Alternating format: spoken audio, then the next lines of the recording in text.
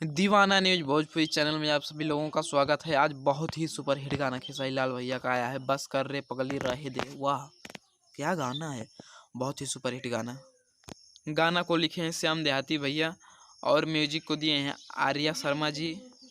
और ये सारे के म्यूजिक चैनल पर रिलीज हुआ है ये गाना।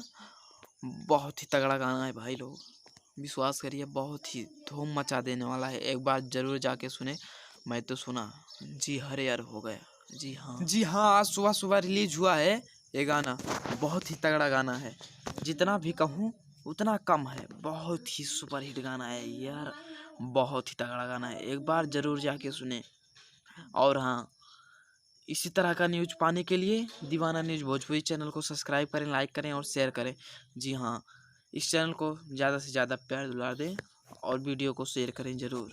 चैनल को सब्सक्राइब करना ना भूलें प्लीज़ भाई लोग, आप सबसे रिक्वेस्ट बा कि चैनल ज़रूर सब्सक्राइब करें प्लीज़। तब तक के लिए बाय बाय, टाटा। फिर मिलेंगे कुछ नई जानकारी के साथ नए वीडियो में। धन्यवाद।